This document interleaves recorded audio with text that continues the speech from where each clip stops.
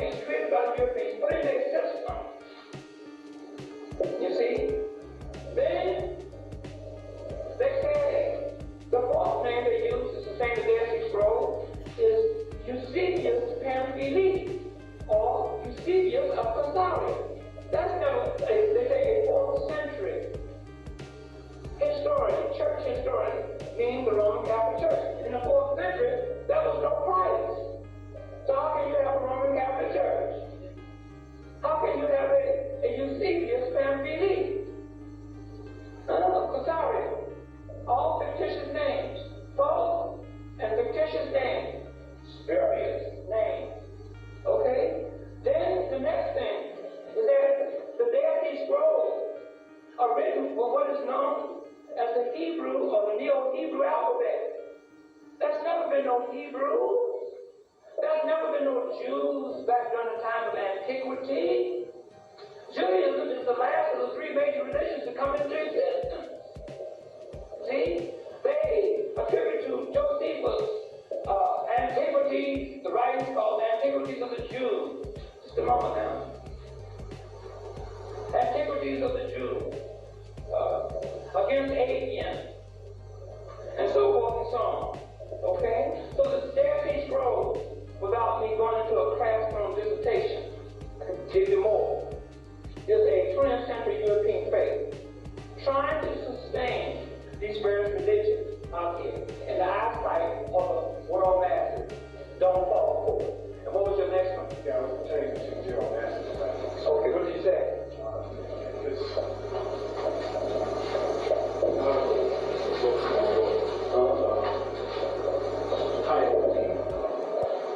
Historical Jesus in the middle of Christ. He identifies a figure by the name of names Joshua Benjamin as the historical Jesus on which the myth developed around him. And he associates this individual with an SC type community. And he's stating to me that there was in fact such an individual. That's what it's in him. Okay, well that's not true. That's another thing that the Europeans are using to lead you to believe in a Jesus Christ. You see, when you go into the Jewish sect, okay, some of them back during BC time, the Scythians, the Hasmoneans, the Therapeutes, the Hemorrhoid Baptists, the Zealots, all these names I'm calling are supposed to be Jewish sect, S-E-C-T-S. Okay? Never existed. Okay? So don't believe that. One of the things I told you when I opened my lecture is that we as a people have to know ancient history. If you lack the knowledge of ancient history, then we're going to continue to be a naive race of people. Meaning that we can allow anybody of any race, creed, or color to come up and tell us anything. Okay? Now I'm going to move on. I'll get back to you. Young lady? Yeah.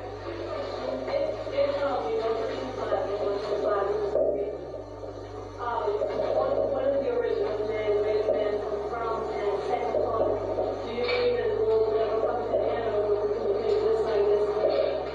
Okay. All right. Now, the first question that you asked me, where did man come from, right? The answer is, I don't know. Okay? And nobody on earth, listen to what I'm saying, nobody on earth of any race, creed, or color, no matter how much money they have, what station in life they hold, can I answer that question for you? I'm going to tell you why in a very simple way. Nobody on earth can tell you how they got here on earth in human form. Nobody. Okay? Now, how far back in your conscious memory that you can remember that you were alive on earth, young lady?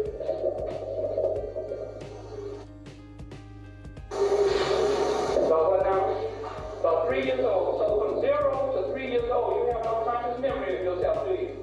Huh? Is that right? Speak out now. Say something else on camera. Okay. Okay. Now, what happened?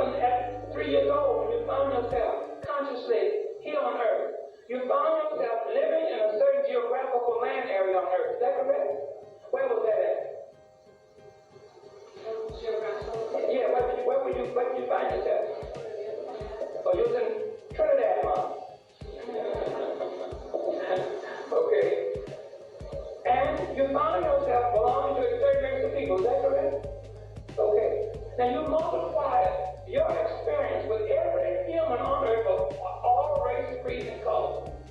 See, people ask me, where did the white man come from? I have no idea. Because I can't tell you where Walter Williams, how he got here. So if I can't tell you how Walter Williams got here, I can't tell you about you, or even you, or no white man, Chinese, or nobody. You see?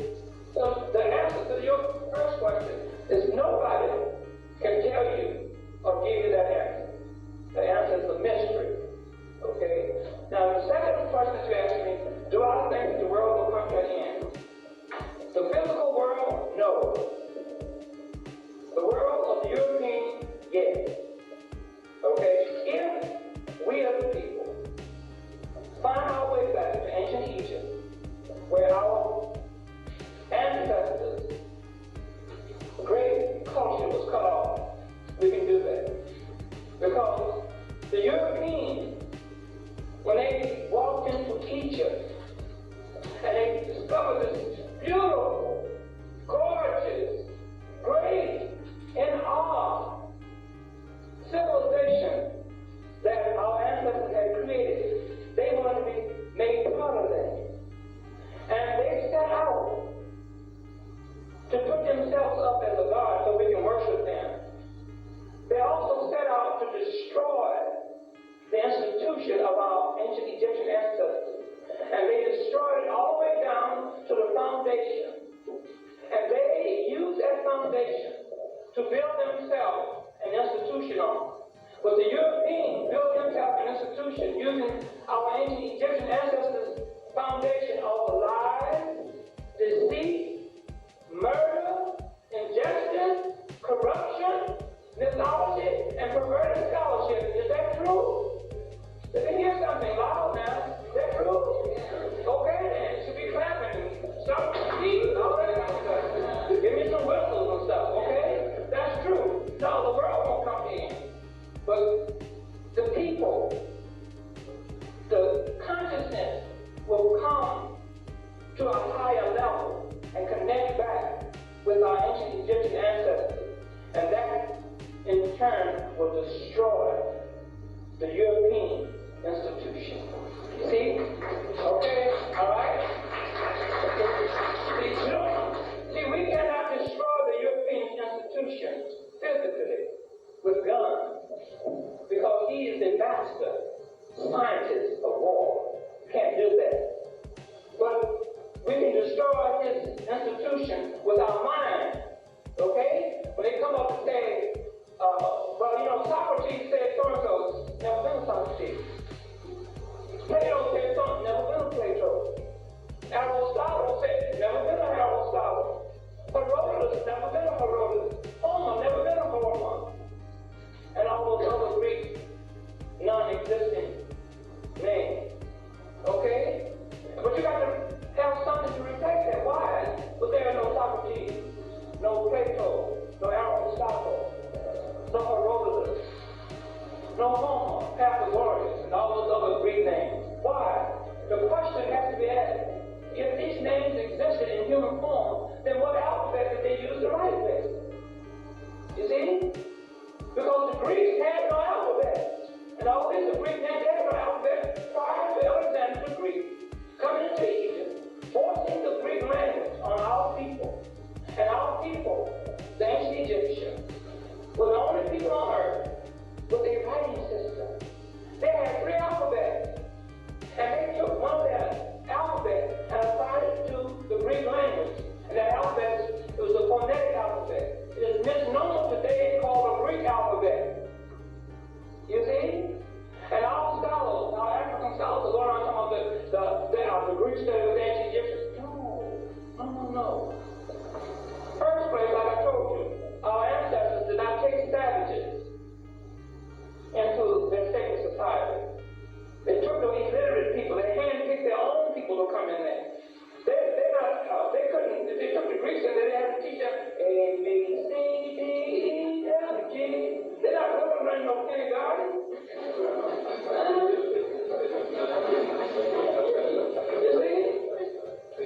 See, so we have to replace and destroy Western institutions. And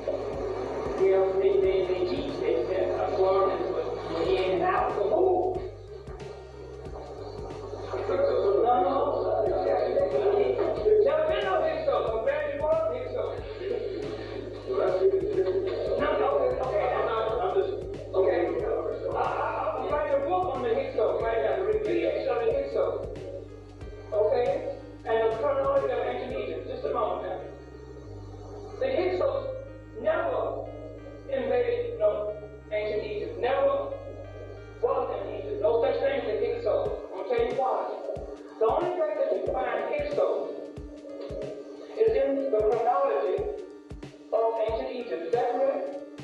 A chronology. You understand what I'm saying? A written chronology that the Europeans are using today. They say the first Pharaoh of Egypt was Noah-Menes, right? Then they say Pharaoh of the third dynasty was Zoba. Then they say Pharaoh of the fourth dynasty was Khufu, and so forth and so on. Is that right? But see, that's not true. You know why it's not true? Because the ancient Egyptians didn't write that. The ancient Egyptians did not write a history of themselves. Okay? The Africans lived out the continent of Africa never wrote a history of themselves. The Chinese never wrote a history of themselves. The Indians of India never wrote a history of themselves. The Europeans don't know of the game history of themselves. History, as a subject matter, is a creation of the Europeans during the Renaissance era, the middle of the 16th century. So don't believe or use the chronology of ancient Egypt simply because the Europeans wrote it and not the ancient Egyptians. I go over to the University of Chicago, and those who walk on here. Now, the 18th dynasty, and this Pharaoh son of the perfect myth. Did the ancient Egyptians say what you just got to saying? Well, where are you getting it? From the chronology of ancient Egypt. I said the ancient Egyptians never wrote a history of themselves. But then everybody, they have no answer for that. So don't bring no hit so. So tell me, just a moment, man. You mentioned that there were other foreigners sitting on the throne of Egypt prior to the Greeks coming into Egypt. Alexander the Greeks. Now tell me who they are. Some people believe they heard. Now.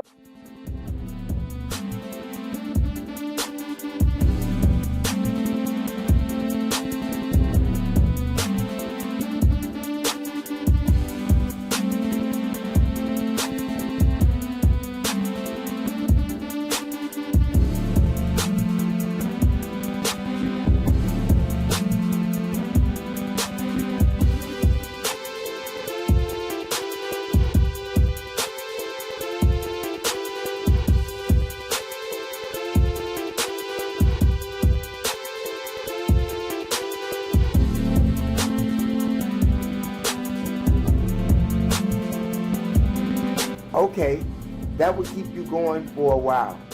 And by all means, if you don't like to read but like to listen, I have audiobooks on this channel as well. So when you get a chance, go check out those audiobooks. Share them with relatives, friends, co-workers, anyone that you come into contact with. It is a magnificent way to jumpstart your conversation. And on your way out the door, press the subscribe button.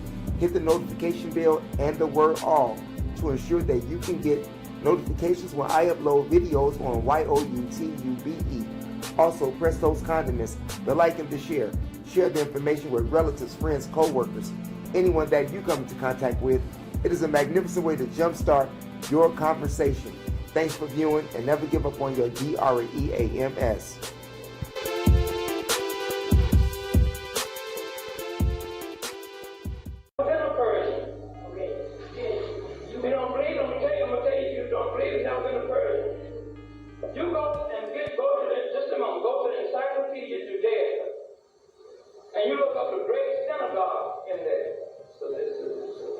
Piece of literature. And in that, they'll tell you they don't know nothing about no Persian. Okay? That's all European pseudo-pictorial literature using incarnated names with the tax story to try to sustain Judaism, okay, in the believer's mind. Okay? I'm going to tell you this and I'm going to let you continue. This is something I want you to use as a guideline. If you understand what I'm saying, I'm going to give you the foundation of all European civilization. This is what the foundation is built off of.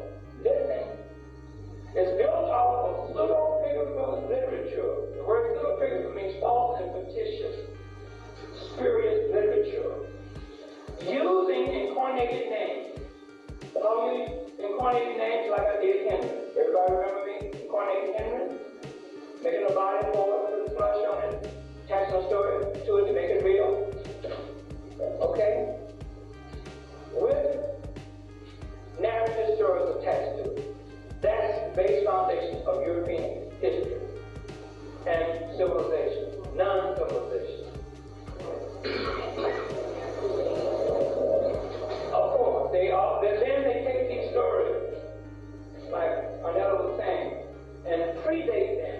So you can write something in 1995 and predate it 5,000 years ago. So this happened 5,000 years ago. And then you can put it in your institution. You gotta have an institution when you do that. And then disseminate it through that institution to people all over the world. Give them diplomas on it, and then people believe it. Why? Because this is Dr. Boo from the University of Chicago. See? Well, look, when little Walter Williams come along, you won't believe him. Because I don't have my University of Chicago behind me. Okay? But I'm telling you the truth. See, I've studied for 22 years. I didn't study for nothing now. Okay, now what's going on now? So, wait now, hold it. You can't tell me who said this. Hold it. You cannot tell me. This is what I want you to learn something, young man. Don't let nobody tell you that they had farmers sitting on the throne of ancient Egypt prior to Alexander the Great, okay? Because every time you bring up, I'm going to knock it down. Go ahead. That's no problem. Okay. Move on. They assumed when the Greeks got in the kingdom, and that was the first time the Torah came on. Okay.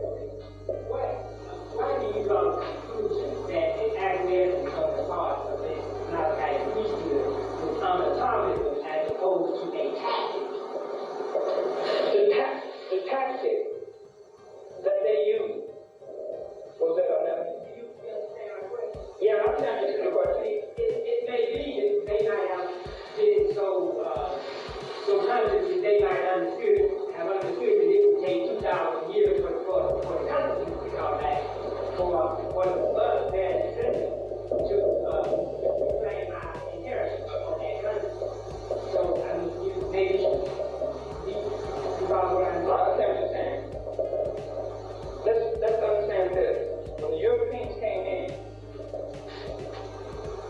they came in with a different culture called a Hellen culture, or Hellenizing, the ancient Egyptians.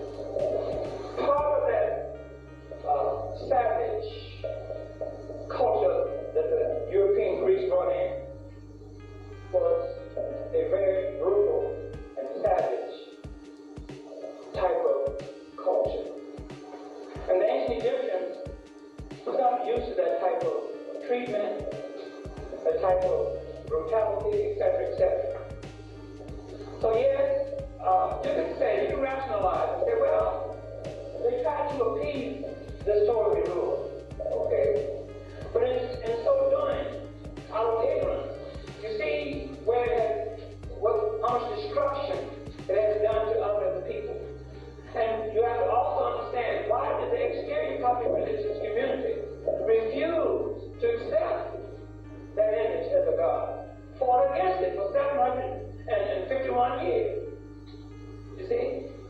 Why did they do that? So you have to weigh the pros with the cons.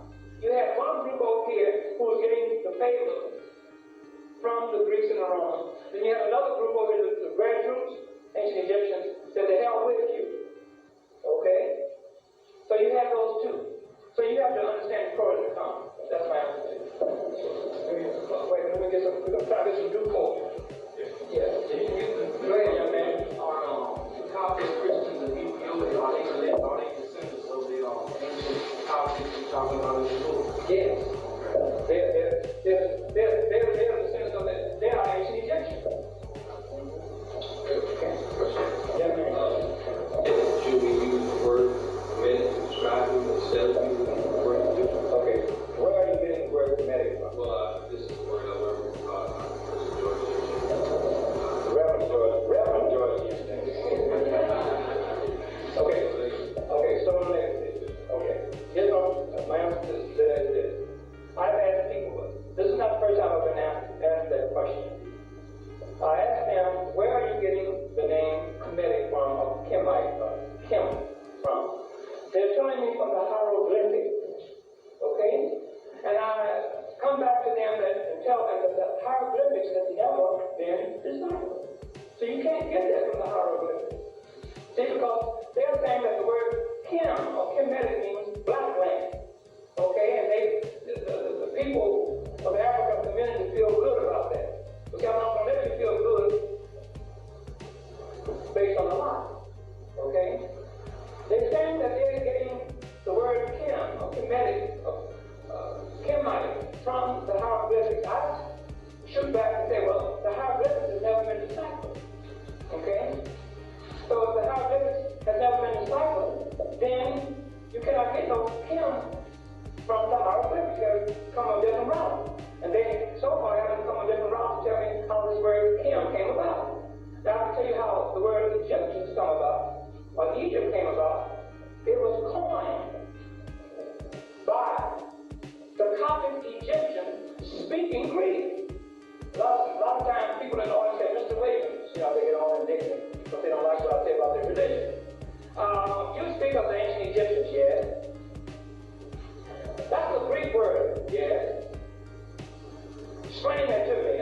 This is when I come back. Yes, the word Egypt is a Greek word, but it was a word coined by the Coptic Egyptians speaking Greek. They call themselves Egyptos or Egyptians. Okay? Just like Jesse Jackson, speaking English, said that we as a people should call ourselves African Americans. Is that right? The white folks had nothing to do with that. But it was Jesse Jackson speaking English said that, right?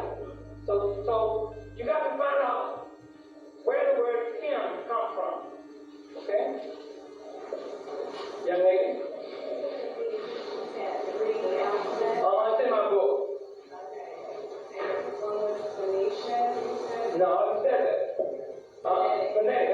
See, I don't use the word, I'm going to get to you. I don't use the word Phoenician. You know why? Because the Phoenicians would lead you back to the Israelites and Canaanites, biblical literature, and Jews. There's never been any Jews on the earth in human form, according to the narrative stories that told about the literature. The only places you find Jews, Hebrews, Israelites, Canaanites is in between the pages of Bible literature and the narrative story. Only. Okay, so I don't use that. I don't use no Phoenicians. That's a phonetic alphabet. Okay, I'm going to get to that. The phonetic alphabet is a very good invented alphabet by the ancient Egyptians, our ancestors. When they migrated around the world and they met other races of people who spoke different languages, you see, and the ancient Egyptians were literate people. So therefore, when you spoke your indigenous language, they could write what you are speaking by way of phonetics. You see? Because if you don't know how to spell a word, you say, Mr. Williams, how do you spell Philadelphia? I say, well, listen, use your phonetics. See? It's how it sounds to you, you put it down. So that was, you ever seen the Rosetta Stone, young lady? The three alphabets of the ancient Egyptians is on that Rosetta Stone. It's in my book also. So whoever bought the first copy of my book, you have to buy the second copy because this is a revised copy. The first alphabet of the three alphabets of the ancient Egyptians is called Meta-Nature or hieroglyphics. Okay, those are pictorial symbols. And those symbols have never been deciphered. Okay? The reason why they have never been deciphered is the same thing I was going over with Emiola yesterday. Is that in order for the hieroglyphics to have been deciphered, one would have to know what the ancient Egyptians who drew those symbols meant for them to be. Is that right? That's just common sense. I didn't even get a degree in that. I figured it out myself. Number two, you cannot put a phonetic value to symbols. Everybody knows the symbol of the question mark. Everybody knows how that looks. Is that right? Now put a phonetic alphabet to that symbol. Could you call it the M? Can you call it the R? Can you call it the S? Huh? You can't do it. It's a symbol telling you to do something. Is that correct? You see that? So therefore, you cannot decipher the hieroglyphics. Number three, you have 26 alphabets of the English language. Is that correct? If you put those 26 alphabets together to make words, you can only get 250,000 words out of 26 alphabets of the English language. Did you know that? Now, if you use that same methodology for the hieroglyphics, some scholars say that the ancient Egyptians had 400 hieroglyphics. Some say 600, some say 1,000. Well, let's take any number and use the same method that you use for the 26 alphabets of the English language.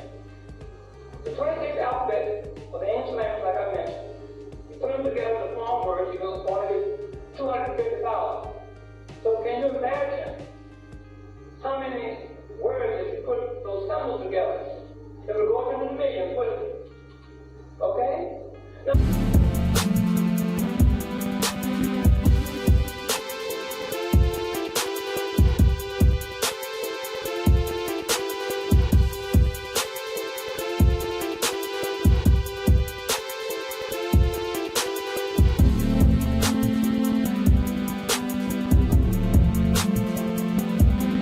Okay, that will keep you going for a while. And by all means, if you don't like to read but like to listen, I have audiobooks on this channel as well. So when you get a chance, go check out those audiobooks. Share them with relatives, friends, co-workers, anyone that you come into contact with. It is a magnificent way to jumpstart your conversation. And on your way out the door, press the subscribe button. Hit the notification bell and the word all to ensure that you can get notifications when I upload videos on YOUTUBE. Also, press those condiments, the like and the share. Share the information with relatives, friends, co-workers, anyone that you come into contact with. It is a magnificent way to jumpstart your conversation. Thanks for viewing, and never give up on your DREAMS.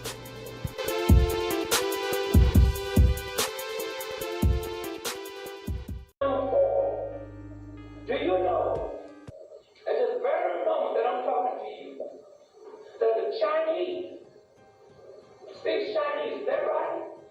But they have no alphabet, no phonetic alphabet to write their language with.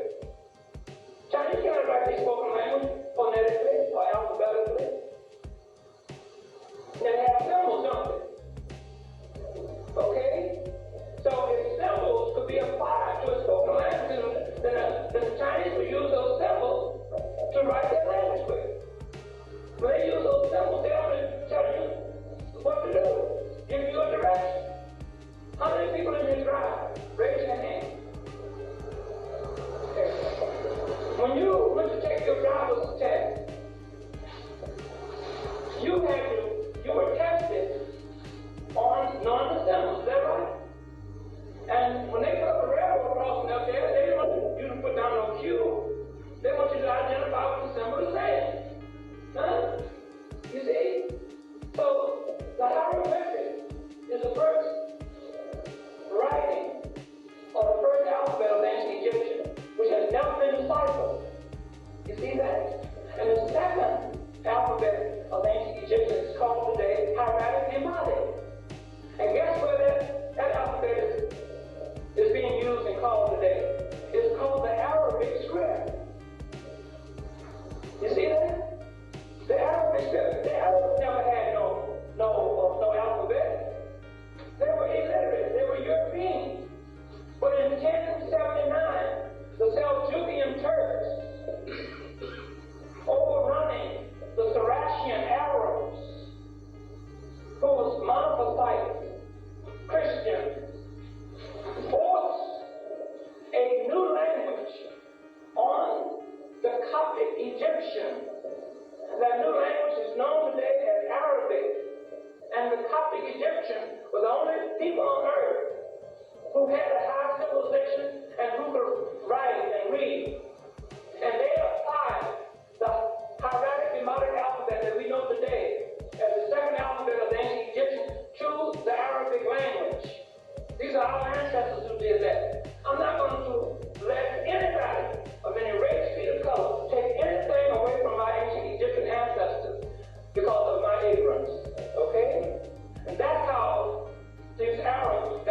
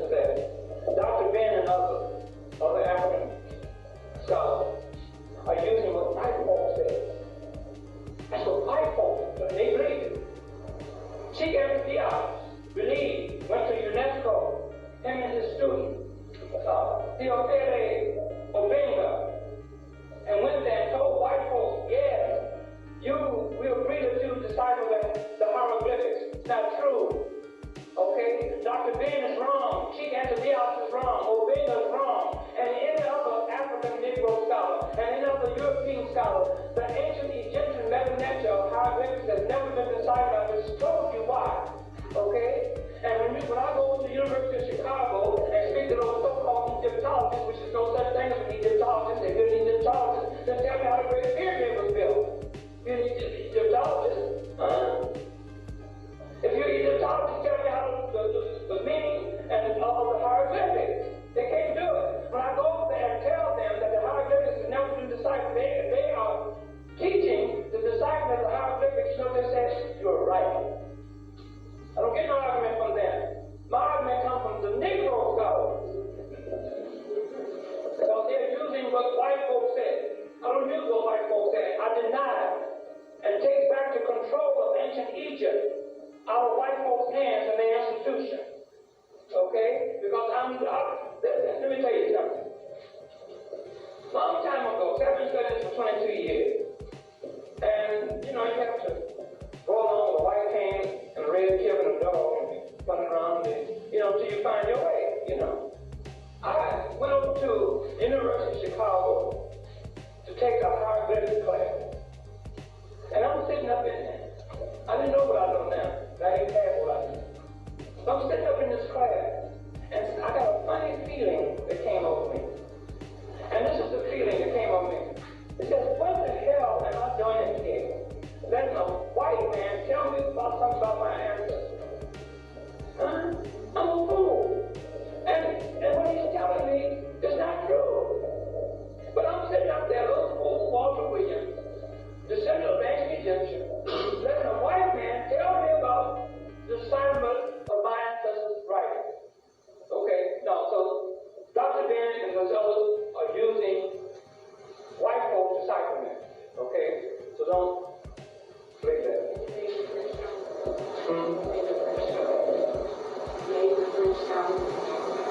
Oh, they're attributing the French scholar of Champollion, Young, the safety, acrobat, and so forth and so on.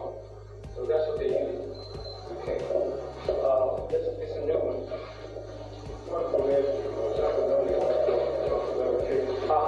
Double J. Well, what do you want to know? She could speak on it better.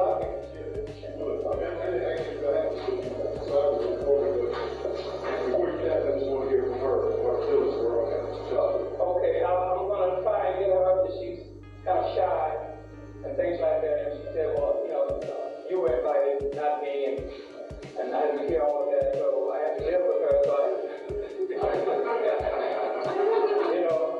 I'm not in there, but I'm not a fool either. So we're going to try to coach her up here, and we let that call for about.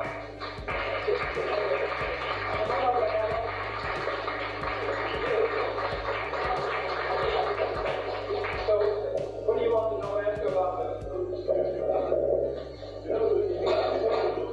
I did read it last time I went to. I just want you, since I'm here when you leave, I just want to hear from you just for the Did you say you did or did not have an opportunity to join in? No, I already know what I will. Okay, actually how the letter J came about is many people used to ask Professor Williams, they would say, are you speaking of only the name Jesus not existing on the person? So that came up over and over again. Because a lot of people are aware that the letter J has only been in existence for about 500 years, actually less than 500 years. Okay, it's one of the newer alphabet, letters of the alphabet, rather.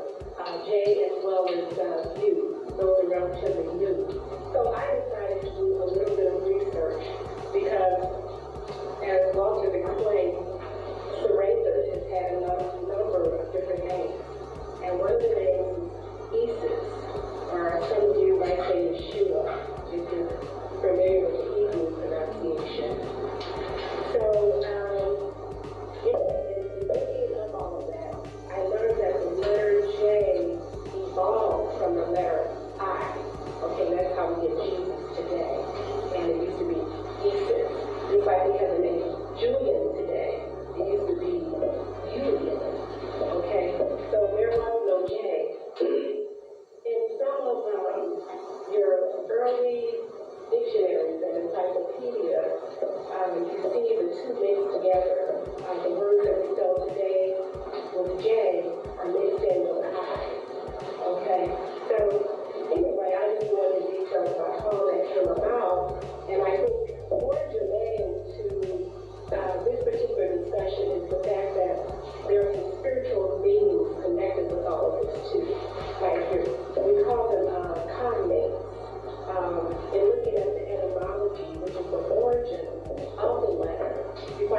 similarity of meaning between like your J and your I and your Y and a few others that you see in the chapter. And when you start to break that down, it kind of relates back to nature and you see the correlation. Even the S has a similar meaning. It's pretty amazing. We're also adding in to help them to understand the ancient Egyptian language, right? Yeah, at one time there were no vowels. Okay, but strictly consonants. Okay, your vowels A-E-I-O-U that we have today. And according to Whiting, who indeed wrote a dictionary on etymology, indicates that the vowels really tend to confuse and complicate things, as opposed to, say, like the term Kemet came up. That was spelled K-N-T. You could just use that as an example. But now you have your K-E-N-E-T or something like that, okay? Which kind of distorts things just a little bit. But much of that, I would speculate, came about during the Renaissance period when words were being respelled, okay? And some of the meanings were being changed to coincide with some of the lies that were going to come forth, okay? My knowledge is 1520, first dated Bible, 11. Jesus was, the name of Jesus was right here in that Bible. Right. Jesus and during that time, Jesus represented the Son, and Yeshua represented Sophia. That's correct. It came about the way it represented a human form rather than a nation form. Well, you know, one of the unique things about the King James Bible is that that's when Jesus became a Jew. And I would have to speak further to that. Prior to that time, Jesus, the name or the created creature, was not considered a Jew. That was something that was done to get back at the Roman Catholics. Okay? Because of all the polemics that were going on, they thought this is the one way to get you, and that is to make your central figure a Jew. So that was the ultimate I gotcha. Yes, ma'am. No, yes, ma'am. Well, I'm on the road to certain different I have comments and questions that I know. My comment is, first of all, let's remember that history is history. And the lies are weak. And this young lady questions how you make money or let us never forget, the IRS was a way for a big wholesale horse. America's been a better nation for quite a while. One way to get rid of the people who owe is to change the law. We need to make that. My question is, would you please discuss biblical prophecy and revelations of these, the informs and all of that in connection with current events, future events, the other Do you mind if we refer back to this in a moment? not at all. Thank you. Are there any more questions for me? I'm kind of anxious to sit back. You said something earlier that I would like to comment on about religion. And one of the things that I wanted to say, I know Professor Randall seemed kind of kind to me, whether you're being done actually. Some of our universal spiritual laws going back to ancient Egypt, not only were they relabeled or renamed, they were perverted as well, okay, and incorporated into lies. And reason being was to try to give some life to religion and some validation and some spirituality, because religions don't have any of that until we put our belief into them. And the other thing that I want to say about religion is that if you think about it, all major religions, well, all of them, they have central figures that they want you to identify with. Okay, they show you that you need a mediator. You know, you've got to pray in the name of Jesus to get back to the Creator. We don't need any of that. We have a direct connection, as the professor has indicated. We really need to kind of keep that in mind, okay? And when you get your mediators and your central figures like a Muhammad,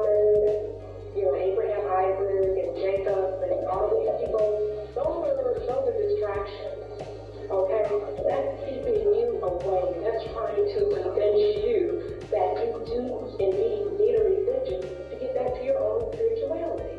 But indeed, religion has taught you away from your spirituality. Okay? So. Can I ask a question? First of all, my second question is, could you give us a list of your black or African resources that you got your information from? And my first question is, you said in the lecture that the Jews created Islam or Muhammad. Could you expound on that? I can tell you that, but I will go into that. In reference, you asked me to use some type of black reference. I don't deal with black stuff, black people. Or African. Ancient Egyptians. But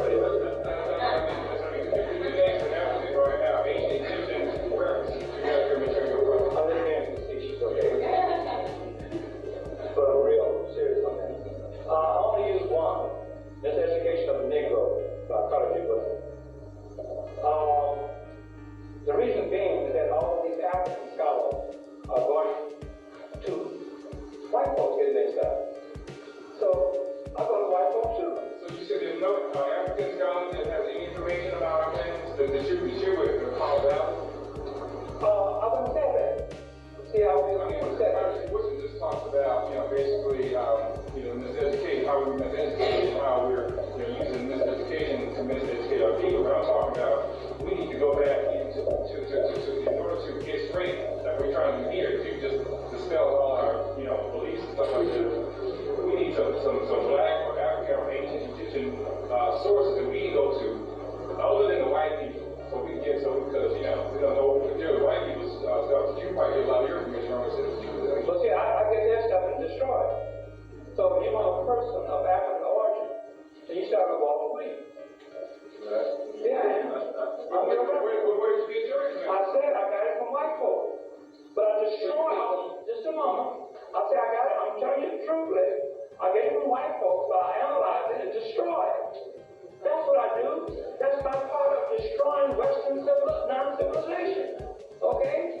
So it has to be destroyed because they use and destroyed my ancestors' institution, the ancient Egyptians' institution, destroyed it down to its foundation, used that foundation to build themselves an institution on. But they built themselves an institution built up of lies, deceit, murder, corruption, injustice, mythology, and perverted scholarship. So in order for me to get you to see the perverted part, I have to destroy that.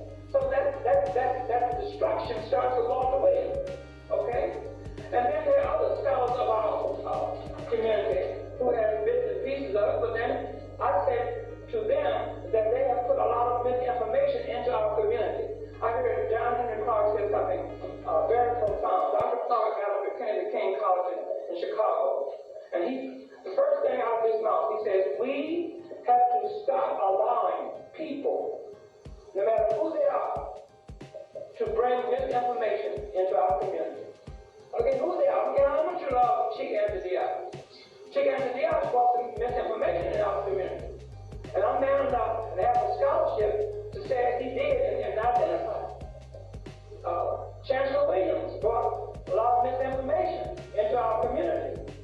And I can identify and tell you about it. Okay? George M. James, the Reverend George M. James, brought misinformation into our community. We cannot go into the 21st century. I don't care who brings it in. How much you're in love with them. They're wrong. You see? Chick Anthony Diaz disqualified himself. He was not a historian. He was a physicist. He disqualified himself as a historian simply because he was a Muslim. How can you be a Muslim when history tells you there's no problem on money? He was a historian. He should have found that out. Chancellor Williams was disqualified as a historian simply because he was a Roman Christian. He was a Catholic. Christianity, history tells you that there's no Jesus Christ. So if you're a historian, people have found that out. I found it out. You see what I'm saying? On and on. But how did you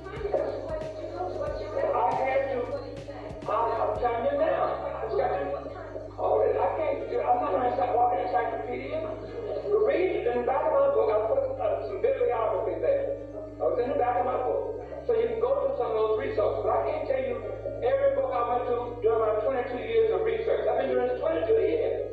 Okay? But I've been destroying Western civilization, the Western institution. Okay? That's what I'm saying. Now, to answer your question. Okay. For her. Okay.